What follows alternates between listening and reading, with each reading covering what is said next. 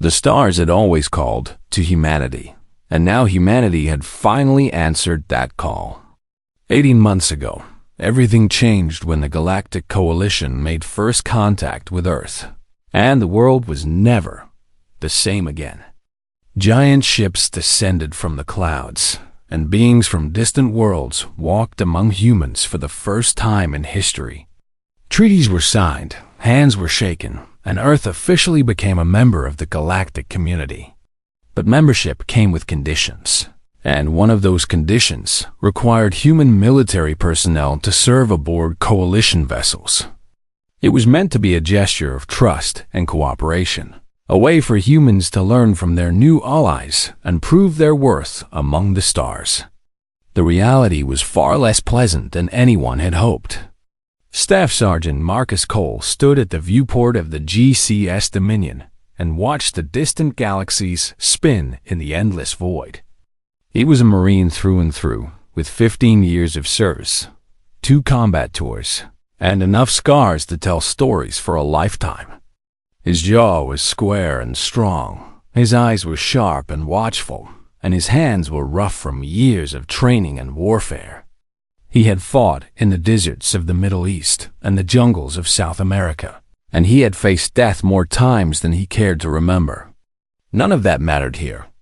The Galactic Coalition measured worth by one standard alone, and that standard was technological advancement. Species were ranked on a scale from Class 1 to Class 10, with Class 1 being the most advanced and Class 10 being little more than animals. Earth had been classified as Class 7, which meant humans were considered primitive, backwards, and barely worth acknowledging. Marcus had learned this painful truth during his first week aboard the Dominion. The ship was massive, stretching nearly 2 miles from bow to stern, and it served as both a diplomatic cruiser and a military vessel. Representatives from 12 different species walked its corridors, and each species seemed to have its own opinion about the newcomers from Earth. Some were curious, others were indifferent, and a few were openly hostile. The Zorath were the worst of all. They stood 8 feet tall on average, with bodies covered in thick exoskeletal armor that gleamed like polished obsidian. Their faces were a nightmare of mandibles and segmented eyes, and their claws could slice through steel with minimal effort. For over 1,000 years, they had served as the military elite of the coalition, and they took great pride in their legacy of conquest and domination. To the Zorath, humans were nothing more than soft, pink, fragile creatures who had somehow stumbled into the stars. They called humans dirt dwellers and meat bags, and laughed at the idea that such weak beings could ever contribute anything of value. Commander Vexrol was the highest-ranking Zorath officer aboard the Dominion, and he made his contempt for humans clear at every opportunity.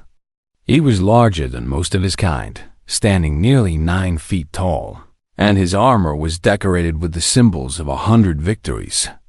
His voice was deep and resonant, filtered through a translator that hung around his neck, and every word he spoke dripped with arrogance and disdain.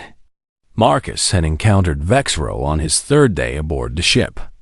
He had been walking down a corridor, minding his own business, when the massive alien had deliberately shoulder-checked him into the wall.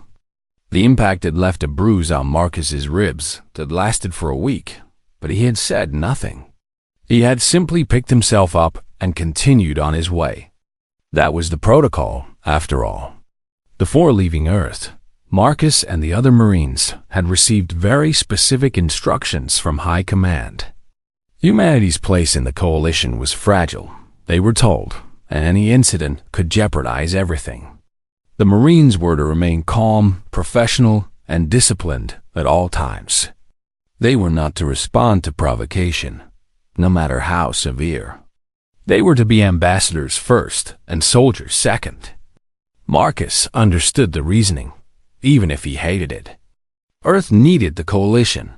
The technology alone was worth any amount of humiliation, with advances in medicine, energy, and transportation that could transform human civilization. And beyond the technology, there was the simple matter of survival. The galaxy was vast and dangerous, and humanity was just a small fish in an ocean full of sharks. Without the Coalition's protection, Earth would be vulnerable to any number of threats. So Marcus kept his head down and followed orders. He endured the insults and the accidental collisions in hallways. He ignored the laughter that followed him wherever he went. He pretended not to notice when alien officers deliberately spilled drinks on his uniform or knocked data pads from his hands. Every day was a test of patience, and every night he lay in his bunk and reminded himself why he was here. He was not alone in his struggles. 3 other Marines had been assigned to the Dominion alongside Marcus, and they shared his burden. There was Corporal Elena Vasquez, a tough-as-nails warrior from Texas with a temper she barely kept in check. Private First Class Darnell Jackson was the youngest of the group, barely 22 years old, with quick reflexes and a quicker mind. And Sergeant First Class Robert Kim was a quiet, Korean-American with a black belt in 3 martial arts and eyes that missed nothing. Together, the 4 of them represented humanity aboard the Dominion. It was not an easy job. The other species aboard the ship had varying attitudes toward the humans. The Valari were tall and elegant, with silver skin and large dark eyes, and they treated humans with the polite curiosity one might show to an interesting insect. The Cathari were ancient beings with crystalline bodies that chimed when they moved, and they seemed to view all younger species with equal indifference. The Malvani were small and furry and friendly, often stopping to chat with the humans and ask questions about Earth. But even the friendly species kept their distance when the Zorath were around. Nobody wanted to be seen associating too closely with the primitives when Commander Vexral or his soldiers were watching. It was simply too dangerous, too politically risky, and too likely to cause problems. Marcus understood this too. He had spent his career reading tactical situations and adapting to hostile environments, and the Dominion was just another battlefield in many ways. The weapons were words instead of bullets, and the casualties were measured in dignity instead of blood, but it was a war nonetheless. And Marcus was determined to survive it. But as the weeks passed, the tension aboard the ship continued to grow. The Zorath were becoming bolder in their harassment, pushing harder and harder against the humans to see how much they could take. Vexral seemed particularly interested in breaking Marcus, perhaps because the Marine refused to show fear or submission. Every encounter between them felt like a challenge, a test of wills that neither side could afford to lose. Something was going to break eventually. Marcus could feel it in his bones, the same way he had felt ambush coming in the desert and attacks brewing in the jungle. His instincts were screaming at him that a storm was approaching, and when it arrived, everything would change. He just had no idea how right he was. The main hull of the Dominion was the largest space aboard the ship, stretching nearly 300 meters from end to end with a ceiling that rose 5 stories above the polished floor. Massive columns lined the walls, each one carved with the symbols of the 12 coalition species, and holographic banners floated in the air displaying messages of unity and cooperation. Today, the hull was packed with bodies. Representatives from every species aboard the ship had gathered for a special ceremony, and the air buzzed with excited conversation in a dozen different languages. Translators clicked and hummed as beings from across the galaxy exchanged pleasantries and positioned themselves for the best view of the proceedings. Marcus stood at attention with his fellow Marines near the back of the hall. They had been instructed to attend the ceremony as a show of respect, even though no one had bothered to explain what the ceremony was actually about. Marcus had learned from a friendly Malvani crew member that a Zorath lieutenant was being promoted, and the entire event was essentially a celebration of Zorath military excellence. Just what they needed, Marcus thought bitterly. The hall fell silent as Commander Vex Rahl ascended the central platform. He looked even more imposing than usual, his exoskeletal armor polished to a mirror shine and decorated with fresh war ribbons. His mandibles clicked with satisfaction as he surveyed the assembled crowd, and his segmented eyes gleamed with pride and arrogance. "Citizens of the Coalition," he began, his translated voice booming through the hall. "We gather today to honor excellence, to celebrate strength, and to recognize the warrior spirit that has protected our galaxy for over 1,000 years." Applause rippled through the Zorath ranks. Marcus kept his face neutral and his hands at his sides. Vexral continued his speech, describing the glorious history of the Zorath people in exhaustive detail. He spoke of ancient battles and conquered worlds, of enemies crushed and territories claimed. He painted a picture of a species born for war, destined to lead, and rightfully positioned at the top of the galactic hierarchy. The other species listened politely, though Marcus noticed more than a few uncomfortable glances being exchanged. Then Vexral's tone shifted. "And yet," he said, his voice dripping with contempt, "we find ourselves in strange times.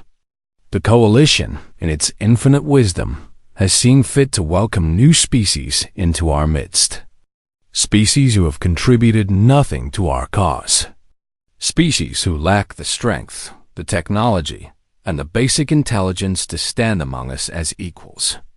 His eyes swept across the hall and locked onto the 4 humans standing near the back. Marcus felt his jaw tighten. "We are forced to share these sacred halls with species who still measure their history in mere centuries," Vexral announced. "Species who crawl in the dirt of their primitive worlds and call it progress. Species who bleed so easily that a strong wind might kill them." Laughter erupted from the Zorath soldiers. Some of the other species joined in, eager to curry favor with the military elite. Others looked away in embarrassment, unwilling to participate, but equally unwilling to object. Elena shifted beside Marcus, her hands balling into fists. "Easy," Marcus whispered without moving his lips. "Stay calm." Vexral descended from the platform and began walking through the crowd. The assembled beings parted before him like water before a ship, none daring to stand in his path. His massive armored feet thudded against the floor with each step, and his claws clicked together in a rhythm that sounded almost hungry. He stopped directly in front of Marcus. The Marine did not flinch, did not blink, did not move a single muscle. He kept his eyes fixed straight ahead and his breathing steady, refusing to give the alien the satisfaction of seeing fear. "You," Vexral said, leaning down until his face was inches from Marcus's. "You stand here as though you belong. You wear your primitive uniform as though it means something. You hold your head high as though you have earned that right." His breath smelled like copper and acid. "You have not earned anything," Vexral continued. "You are nothing. Your species is nothing. And it is time someone reminded you of your place." The blow came without warning. Vexral's clawed hand swung in a vicious backhand that connected with the side of Marcus's face. The impact was tremendous, snapping the Marine's head to the side and splitting his lip open. Blood sprayed across the polished floor, bright red against the white surface. The hall fell absolutely silent. Every eye in the room turned to watch, and every breath seemed to stop. The other Marines tensed like coiled springs, their hands trembling with the effort of restraint. Elena looked like she was about to explode, and even the calm Robert Kim had murder in his eyes. Marcus slowly turned his head back to face Vexral. Blood ran down his chin and dripped onto his uniform, staining the fabric with dark spots. His cheek was already swelling from the impact, and his eye on that side was beginning to close. But his expression remained completely neutral, completely controlled, completely unmoved. Vexral seemed surprised by this lack of reaction. "Did that hurt, Dirt Dweller?" he asked mockingly. "Did I damage your soft little body?" Marcus said nothing. The silence seemed to infuriate Vexrol even more. "I asked you a question, primitive," he roared. "When a superior being speaks to you, you answer. Or have your people not even learned basic manners?" Still Marcus said nothing. His orders were clear, his duty was clear, and his discipline was iron. He would not give this creature the satisfaction of seeing him break. He would endure whatever punishment came his way, and prove that humans could withstand anything. But Vexrol was not finished. "Perhaps you did not understand," the commander said, his voice dropping to a dangerous whisper. "Let me make myself clearer." He straightened to his full height and looked down at Marcus with absolute contempt. "On your knees, primitive. Get down on your knees and show everyone here what humanity truly is. Show them that you are nothing more than animals pretending to be people. Show them that you know your place." The words hung in the air like poison. Around the hall, beings watched and waited to see what would happen. Some looked uncomfortable, others looked amused, and a few looked almost sympathetic. But none of them moved to intervene. None of them spoke up in protest, and none of them did anything to help. Marcus stood perfectly still. His mind raced through options and calculated outcomes. If he obeyed, he would humiliate not just himself but all of humanity. If he refused, he would be disobeying a direct command from a superior officer and could face severe consequences. If he fought back, he would violate his orders and potentially destroy any hope of humanity maintaining its place in the coalition. There was no good choice. Vexrol raised his hand again, ready to deliver another blow. "I will not ask a third time," he growled. "On your knees, or I will put you there myself. And trust me, Dirt Dweller, you will not enjoy the way I do it." The moment stretched into eternity. Every being in the hall held their breath. And Marcus Cole, Staff Sergeant of the United States Marine Corps, made his decision. Marcus tasted copper in his mouth, and the flavor was as familiar as an old friend.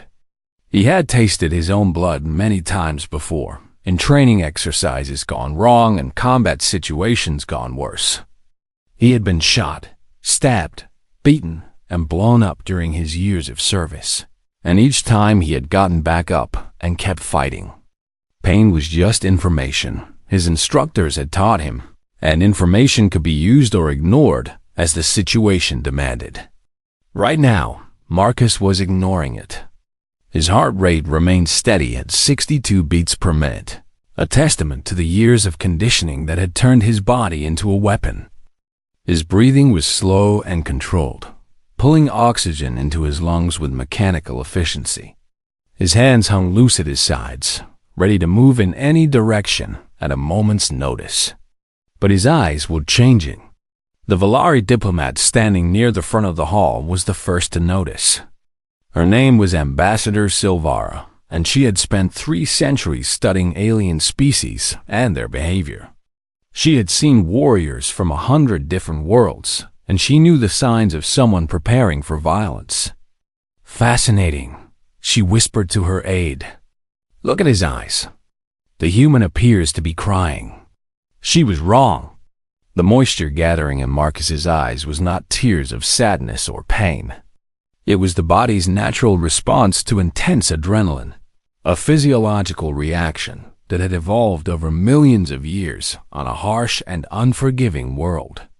His pupils were dilating, his muscles were tensing, and his brain was flooding with chemicals designed for one purpose and one purpose only: survival. Commander Vexrol did not notice any of this. He saw only what he expected to see: a weak and frightened primitive trembling before the might of a superior species.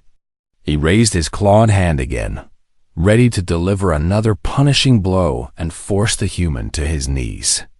"Still standing?" he mocked. "Perhaps you are even stupider than I thought. Very well, let me teach you the lesson more clearly." The second blow was harder than the first. Vexrol put his full strength behind it, a devastating strike that could have crushed stone or bent metal. His claws raked across Marcus's face, opening 3 parallel cuts that immediately began to bleed. The Marine's head snapped to the side, and for a moment it looked like he might fall. But he did not fall. Instead, he slowly straightened and turned back to face Vexrol. Something was different now. Something that made the Zorth commander hesitate for just a fraction of a second. The human's posture had shifted in a way that was almost imperceptible. A subtle change in the angle of his shoulders and the position of his feet. His hands were no longer hanging loose, but were slightly raised, fingers curled into relaxed fists. And his eyes had changed completely. The pain and the humiliation and the careful restraint were gone, replaced by something cold and hard and utterly terrifying. Marcus Cole no longer looked like a victim enduring punishment. He looked like a predator preparing to strike. The other Marines noticed the change immediately. Elena's eyes went wide, and she took an involuntary step backward. Robert Kim grabbed Donnell's arm and pulled him away from the confrontation. They had all seen that look before, in combat situations where the rules of civilization fell away and only survival remained. They knew what it meant. "Is that all you have?"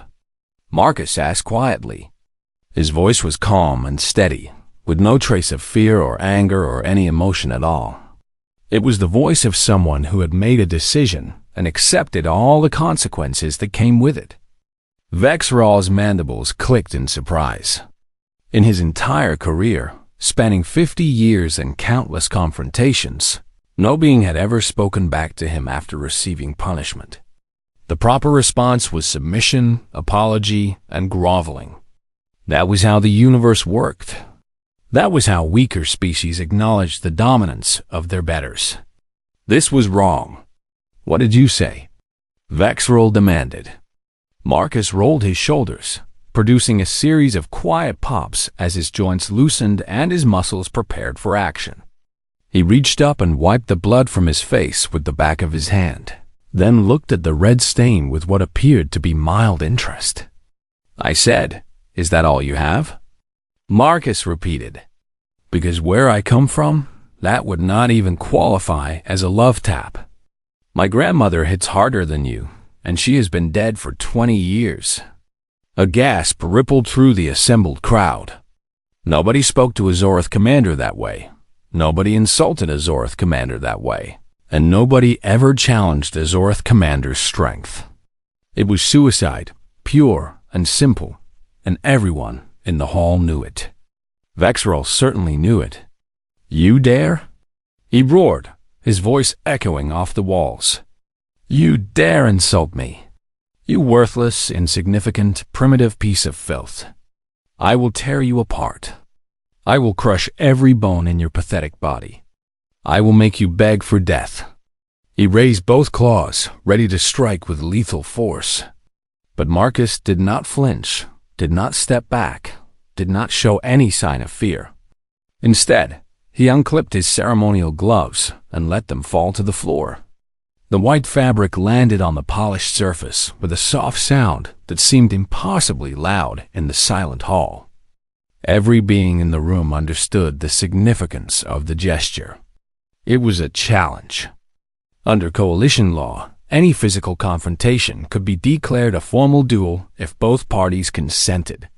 The first blow had been struck by Vexrol, and now Marcus was accepting that blow as a challenge and offering his own response. It was an ancient tradition, dating back thousands of years, and it was legally binding. "My turn," Marcus said simply. Ambassador Silvara leaned forward with intense interest. In 3 centuries of diplomatic service, she had never seen anything quite like this. A Class 7 primitive was challenging a Zorth commander to single combat, which was either the bravest thing she had ever witnessed or the most foolish. Probably both. Vexrol seemed momentarily stunned by this turn of events. He had expected submission, had anticipated groveling, and had looked forward to grinding the human beneath his feet. Instead, he was facing a challenge that he could not refuse without appearing weak. If he backed down now, his reputation would be destroyed, and other species would question whether the Zoroth were truly as mighty as they claimed. There was only one possible response. "You want to fight me?" Vexrol asked, his voice dripping with disbelief and contempt. "You actually want to fight me? A soft, weak, fragile little human against a Zoroth warrior? This will not be a battle, Primitive. This will be an execution." Marcus smiled, and the expression sent a chill down the spines of everyone watching. "We will see about that," he said. "We will see." The universe seemed to hold its breath. Every being in the main hall stood frozen, watching the impossible confrontation unfold before their eyes. A human, a primitive Class 7 species, barely out of their planetary infancy, was about to fight a Zoroth commander, one of the most feared warriors in the entire galaxy. It should have been laughable. The physical differences alone made the outcome seem predetermined.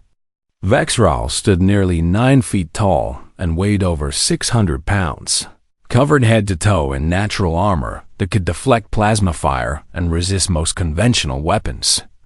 His claws could tear through steel, his mandibles could crush bone, and his reflexes had been honed through 50 years of combat experience. Marcus was just over 6 feet tall and weighed 200 pounds, with soft skin that could be cut by a kitchen knife and bones that could be broken by a simple fall. He had no natural weapons, no protective armor, and no apparent advantages of any kind. The watching aliens expected a quick and brutal execution. What they got instead would change the galaxy forever. Vexrol attacked first, lunging forward with terrifying speed and extending his claws toward Marcus's throat. The strike was designed to decapitate, to end the fight in a single devastating blow and demonstrate the absolute superiority of the Zoroth species. The first second began. Marcus moved in a way that seemed to defy physics. He did not dodge backward as expected, did not try to block the incoming claws, and did not do anything that Vexrol had anticipated. Instead, he stepped forward, directly into the attack, and twisted his body at an angle that let the deadly claws pass harmlessly over his shoulder. At the same time, his fist shot forward with explosive power. The blow connected with Vexrol's throat, striking the narrow gap between the armored plates of his neck and the protective covering of his head. It was the one vulnerable spot on a Zoroth body, a weakness that only the most experienced fighters knew about, and Marcus had hit it with perfect precision. The impact was devastating. Vexrol staggered backward, his mandibles clicking in shock and his breath catching in his damaged throat. Purple blood began to leak from the wound, dripping down his chest and staining his polished armor. He tried to roar in anger, but only a strangled gurgle emerged. Ambassador Silvar's jaw dropped in astonishment. She had studied Zoroth physiology during her diplomatic training, and she knew exactly how difficult that strike should have been. The throat gap was barely 3 inches wide, constantly moving as the Zoroth breathed and spoke, and protected by thick muscles that should have absorbed most of the impact. Yet the human had hit it perfectly, with enough force to cause serious damage. How was that possible? The second began. Vexrol recovered faster than Marcus had expected, his warrior training overcoming the pain and allowing him to counterattack. His massive arms swung in a wide arc, claws extended, seeking to disembowel the human who had dared to wound him. Marcus ducked under the swing and rolled to his right. He came up behind the Zoroth commander in a single fluid motion, moving with a speed and agility that seemed impossible for such a soft and fragile species. Before Vexrol could turn to face him, Marcus had already launched himself onto the alien's back and wrapped his arms around his neck. It was a rear naked choke, one of the oldest and most effective fighting techniques in human history. The maneuver had been developed over thousands of years, refined in countless battles and bar fights and street brawls until it was nearly perfect. Marcus's arms locked into position with mechanical precision, one forearm pressing against Vexral's throat, while the other hand gripped his own bicep to increase the pressure.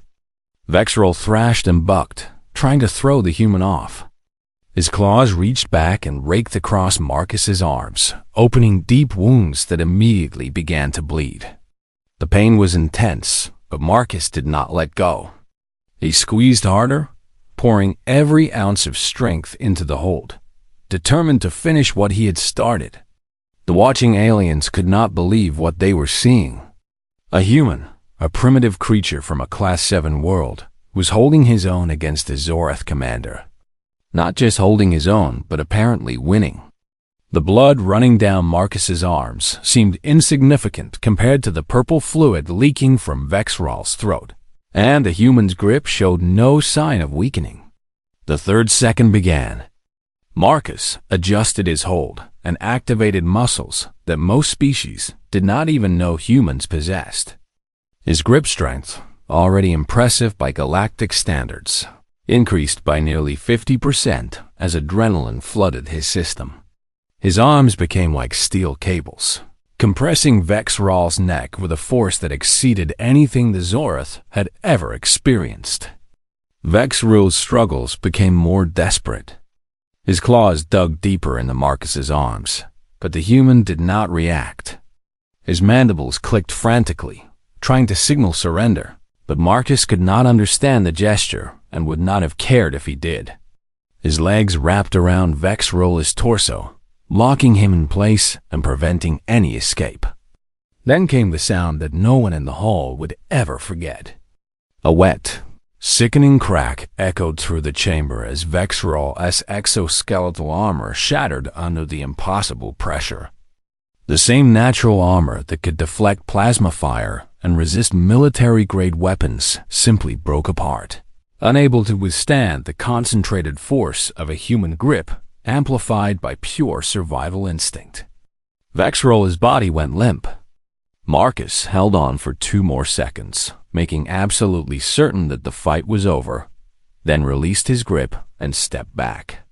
The Zorath commander crumpled to the floor like a puppet with its strings cut, purple blood pooling around his broken body. He was dead before he hit the ground. The hall was utterly silent. Every being in the room stared at the scene before him, unable to process what they had just witnessed. A human had killed a Zorath commander in single combat, using nothing but his bare hands, in less than 3 seconds. It was impossible. It defied everything they knew about species classification and physical capability.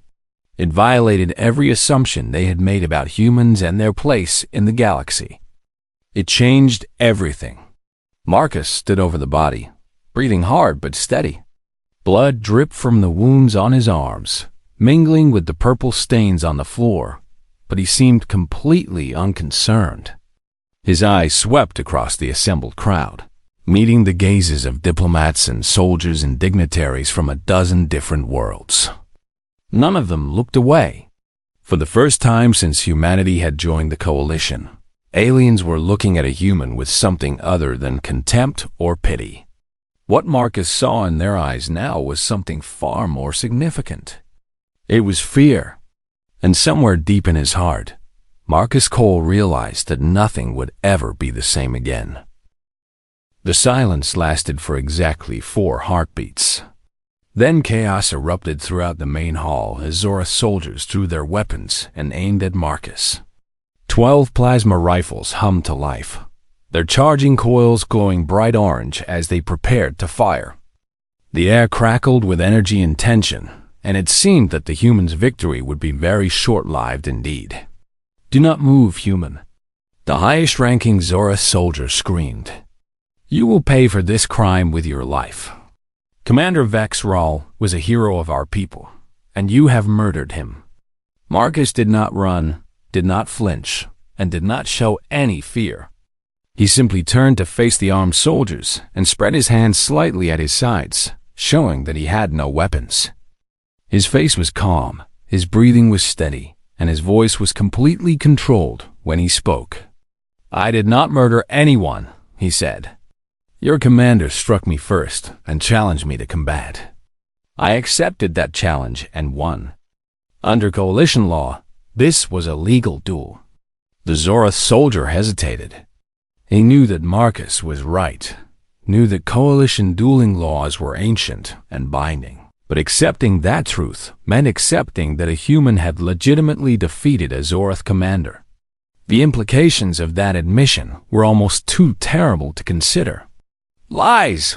another soldier shouted. The human must have cheated somehow. No primitive could defeat Commander Vexrol in fair combat. It is impossible. And yet here we are, Marcus replied calmly.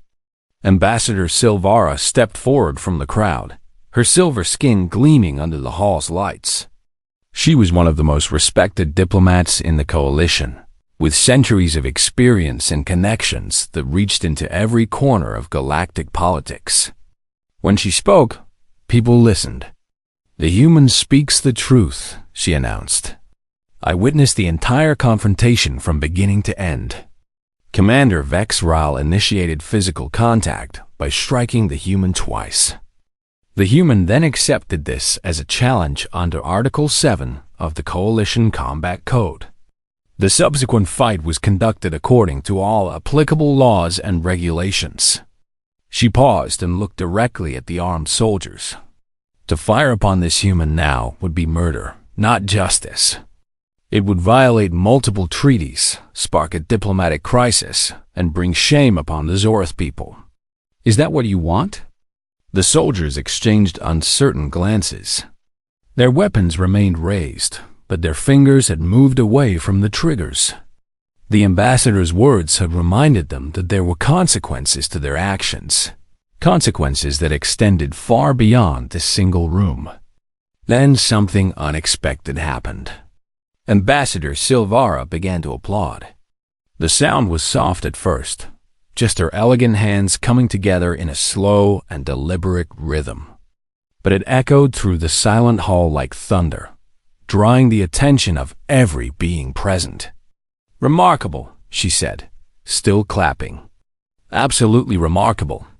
In 300 years, I have never seen anything quite like that. A Class 7 species defeating a Zorath commander in hand-to-hand combat. The xenobiologists will be studying this for decades." Other beings began to join in. First, it was the Malvani, the small furry species who had always been friendly to humans. Then the Cathari added their chiming applause, their crystalline bodies producing musical tones as they moved. Even some of the Valari diplomats joined, their faces showing genuine admiration rather than the polite curiosity they usually reserve for primitives. The applause grew louder and louder. Species who had suffered under Zorath arrogance for centuries were suddenly seeing those proud warriors in a new light. If a human could defeat their best, then perhaps the Zorath were not as invincible as they claimed. Perhaps the natural order of the galaxy was not as fixed as everyone had been taught to believe. The Zorath soldiers lowered their weapons. They had no choice, not with half the hall applauding the human who had killed their commander. To fire now would be to slaughter a hero in front of dozens of witnesses, representatives from species across the entire coalition. The political fallout would be catastrophic. Admiral Krentel of the Cathari raised one crystalline limb for silence. He was the highest-ranking officer aboard the Dominion, an ancient being who had served the coalition for over 2,000 years. His body chimed softly as he moved forward, and his voice resonated through the hall like wind through a canyon. "Staff Sergeant Marcus Cole," he said formally, "under coalition law, you have engaged in and won a duel with Commander Vexrol of the Zorath. The challenge was properly issued and properly accepted. Your victory is legitimate and binding." He paused, his crystalline eyes studying Marcus with new interest. "The matter is closed. Any attempt to harm this human in retaliation for the events of today will be treated as murder and prosecuted accordingly. Am I understood?" The Zorath soldiers reluctantly holstered their weapons. "Yes, Admiral," they said in unison, their voices heavy with barely contained rage. Admiral Krentel nodded, and turned to address the entire hall. "What we have witnessed today requires careful consideration," he announced. "It appears that our understanding of humanity may have been incomplete. I am ordering a full review of Earth species classification, effective immediately." The implications of those words rippled through the crowd. Species classification determined everything in coalition society, from political influence to economic opportunities to basic respect. A change in Earth's rating would affect humanity's standing across the entire galaxy. In the weeks that followed, the review was conducted with unprecedented thoroughness. Coalition scientists studied human physiology and discovered that Earth was classified as a death world by galactic standards. The planet's gravity was higher than average. Its temperature extremes were severe, and its ecosystem was filled with deadly predators and natural disasters. Humans had evolved to survive in conditions that would kill most other species. Their bodies were dense with muscle and powered by highly efficient cardiovascular systems. Their brains produced chemicals that could temporarily increase strength and speed in emergency situations. Their immune systems were capable of defeating diseases that would devastate other worlds. Their pain tolerance was off the charts, and their psychological resilience bordered on the supernatural. Most importantly, humans were predators. For millions of years, they had hunted and been hunted on their dangerous planet. They had developed tool use, strategic thinking, and pack tactics that made them one of the most efficient killing species in the galaxy. And all of this had been hidden behind soft skin and friendly smiles. The new classification came through exactly 3 weeks after the duel. Earth was no longer Class 7. The new designation had never been used before in Coalition history, a rating reserved for species so dangerous that they warranted special consideration.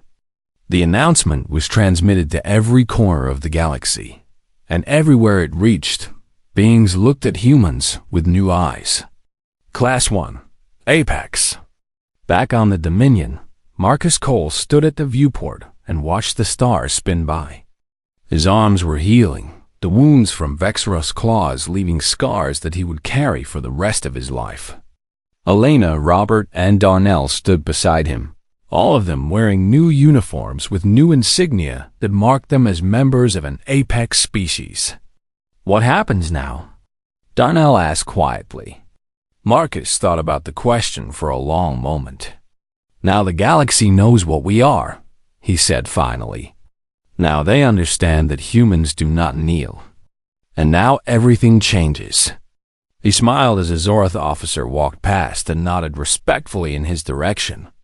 "Everything changes," he repeated. And for the first time since joining the Coalition, Staff Sergeant Marcus Cole felt like humanity finally belonged among the stars.